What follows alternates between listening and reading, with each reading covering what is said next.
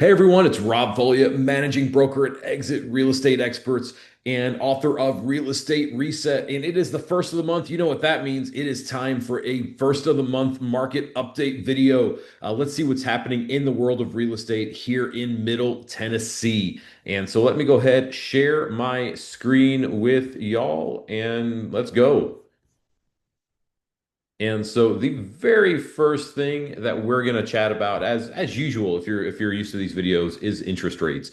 The reality is we've seen rates kind of plateau over the last little bit, and honestly, they have very much stabilized over the last couple of months. Just looking here, this is straight from the Freddie Mac website. You can see, I mean, since this jump here in April, I mean, this, about a quarter of a percent jump, which honestly was still pretty close together. Rates have been basically between what 6.8, right around 6.8 in the last couple of months. That's really, if you really think about it, even back to this peak here in January. I mean, gosh, we're going on about 6 months here of rates being 6.5 to 7. That is super stable. That's while again, if you look historically, that's very average. If you look at a 5 year, a 5 year trend, that's high. The reality is, if we're looking at this from a micro market kind of standpoint, like a 1 year standpoint, this tells us that if rates are going to be around this number, plan ahead. You don't need to worry too much about rates going super up or down. But I mean, obviously that could change. That could change. Don't quote me on that. And if rates are at 8% this time next month, tell me, Rob, you said rates aren't going to go up because no one knows the future. But when I'm seeing a trend line that's like this, where yes, there have been some dips, yes, there have been some peaks, but in reality, the 52-week average is, well, you can see right here on the screen, it's somewhere around where we are right now. Well, the range 6.8, 6.08 to 7.04, we're around 6.77. Here we go. That's what I was looking for. 52-week average, right around 6.7%. It's right where we're at.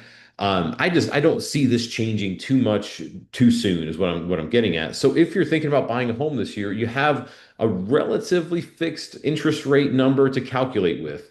That's a huge difference than say 4 or 5 years ago, excuse me, about 3 years ago, I should say, right around here where rates were starting to climb, and then right here, about 2 years ago where rates were still going up and down. We didn't know where they were going to settle. They have very much settled in this kind of upper sixes to low sevens range, depending on the lender, depending on your credit and all that. But from a Freddie Mac standpoint, they've very much settled in this high sixes.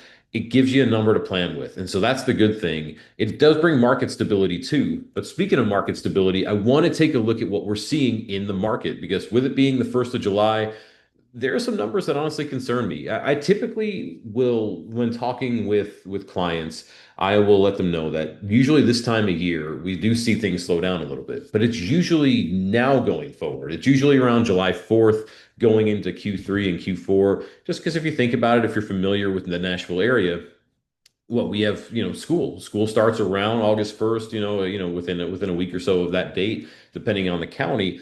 And because of that, people need to be in their home at some point in July, so they tend to go under contract by July 1st.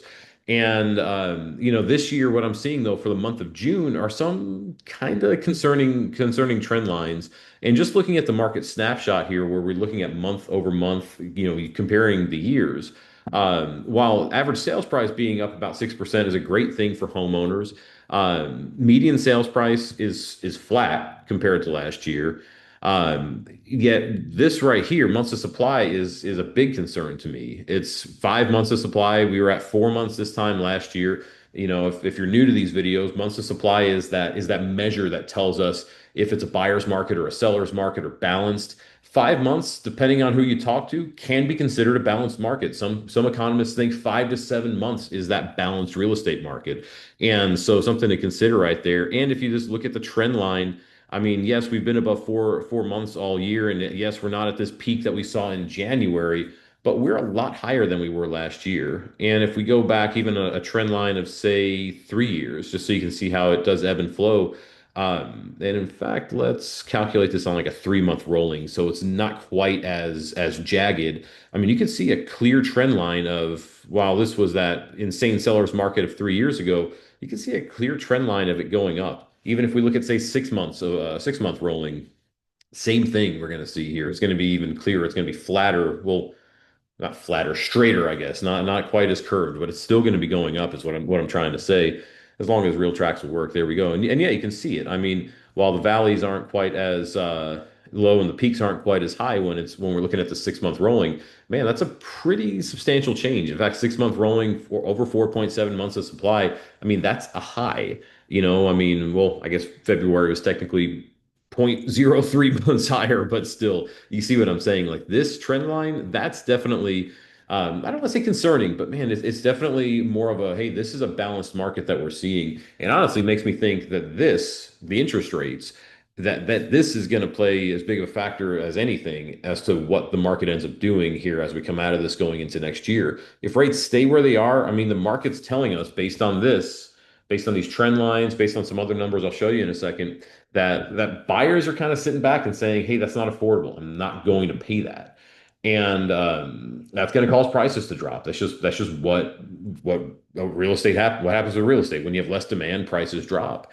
And so, if rates stay where they are right now, I could foresee that happening. If rates drop, that obviously help with demand, but it also might impact supply. I mean, there's so many factors that go into this. But some other numbers that make me say what I just said in terms of buyers saying that, hey, I'm just not going to pay that. Well, a couple things. First, look at new listings. New listings from June of 25 compared to June of 24, it's actually down about 16%. So you would think that the amount of homes for sale would be down as well, right? Because less homes are hitting the market this year compared to last year. However, when we look at active inventory is up 34%. And while you could say, yeah, maybe there's new construction, et cetera, I mean, the reality is that is a huge jump. When we look at the timeline here, and let's get off the 6 month rolling, let's get back to monthly, and let's look at we can look at a 3 year trend. That's fine. I mean, you could just see how insanely high this is compared to recent years. Looking at, let's find June of 24. I mean, June of 24, it was a kind of a steady rise from January all the way to June, which is normal, by the way. I mean, typically active inventory is going to rise throughout the year. It's just the way it works. People put their home on the market. They do it in the springtime. Some homes sit, some homes don't sell, and they just kind of ride it out through the summertime and then take it off around the holidays, which is why you see this type of drop right like that and see it again right here. However, this is a substantial rise. I mean, when we're looking at January, where we were at 2,100 homes, to June at 3,000 homes, gosh, that's off the top of my head, close to a 50% increase from January to June. That is huge. I mean, compare it to last year, January, 1,700 homes, June, 2,200. I mean, yes, that's an increase. That's an increase of, again, mental math, 30%. That's a huge jump. Looking at 23, January, 1,500 homes, 1,554, going to June, 1,800. I mean, that's a 20% increase. So we saw a 20% increase in 23. We saw a 30-ish% increase in 24. Now we're seeing a 50% increase in inventory in 25. Man, that's definitely just a warning sign to me that says, hey, we are like this trend line of months of supply, that absolutely might be coming true. Um, and homes are still selling. I just want to make sure that I'm clear about this because I want to make sure that y'all know this isn't all doom and gloom. This isn't all like, hey, the market is going down the tubes or anything like that. That is not the case. I mean, you can see we had more homes sell in Davidson County last month than in June of 24. I mean, it was a 4% increase, not substantial, but it's still an increase. And I mean, this while is always jagged like this. Um, it's still an increase. And so just something to keep in mind, as well as prices, the average going up, the median, staying flat.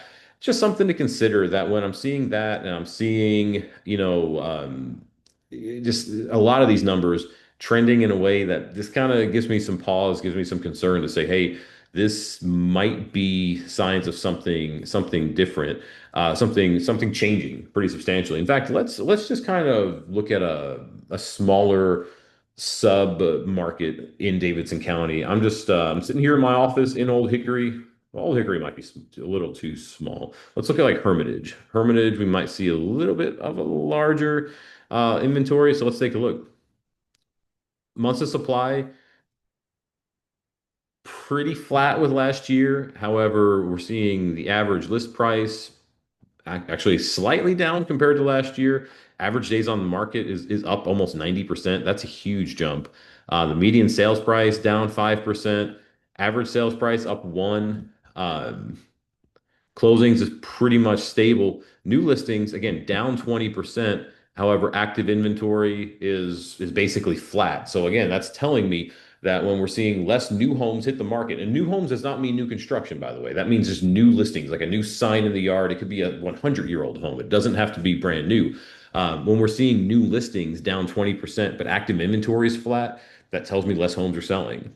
Um, and so yeah, just some things to keep in mind. Let's pull up one other real quick, just out of curiosity. Let's pull up Bellevue. Ah, well, let's just type in a zip. Here's Bellevue. I think Bellevue might show up in here as Nashville. So let's just pull up the Bellevue zip. And yeah, I mean, same thing. Look, wow, huge drop in new listings. Look at that. From June of 24 to 25, down 45%, a 45% decrease.